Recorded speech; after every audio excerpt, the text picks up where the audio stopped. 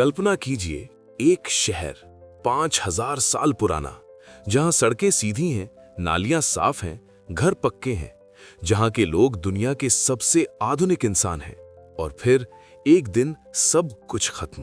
कोई युद्ध नहीं, कोई चीख नहीं, कोई निशान नहीं, बस सन्नाटा। ये कहानी है सिंधु घाटी सभ्यता की, जिसे हम हड़प्पन सिविलाइजेशन भी कहते हैं। सन 1920 में जब पुरातत्वविदों ने पंजाब की धरती खोदी तो उनके होश उड़ गए। जमीन के नीचे दबा था एक पूरा संसार। मोहनजोदाड़ो, हड़प्पा, धोलावीरा, शहर के शहर, करीब 50 लाख लोगों की आबादी, 10 लाख वर्ग किलोमीटर में फैली एक सभ्यता जो अपने समय में मिस्र और मेसोपोटामिया से भी बड़ी थी। लेकिन जो बात सबसे ज्यादा चौंकाती है वो ये नहीं कि ये सभ्यता कितनी महान थी, बल्कि ये है कि ये सभ्यता अचानक गायब क्यों हो गई। 1900 ईसा पूर्व के आसपास इस सभ्यता का पतन शुरू हुआ और सिर्फ कुछ ही सदियों में ये पूरे शहर वीरान हो गए।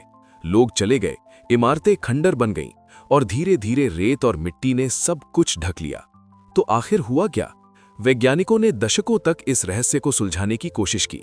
एक सिद्धांत था आर्यों के आक्रमण का, कि बाहर से आए योद्धाओं ने इस सभ्यता को नष्ट कर दिया।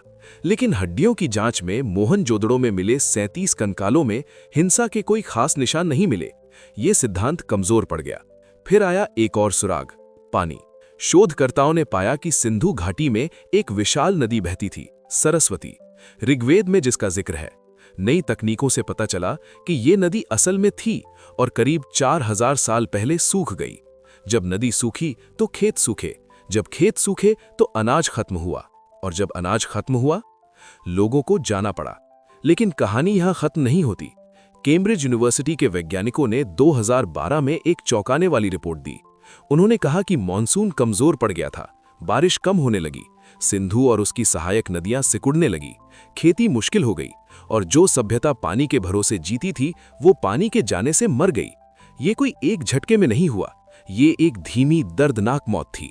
पीढ़ी दर पीढ़ी लोग पूरब की ओर बढ़ते गए, गंगा के मैदानों की तरफ, जहां अभी भी पानी था, जहां अभी भी उम्मीद थी। और इस तरह एक महान सभ्यता ने अपना घर छोड़ दिया। पर रुकिए, क्या वाकई वो खत्म हो गए? कुछ इतिहासकार कहते हैं कि हड़प्पा के लोग मरे नहीं, बदल गए। उनकी भाषा, उनके रीति रिवाज, उनकी परंपराएं धीरे धीरे नई संस्कृतियों में घुल मिल गईं।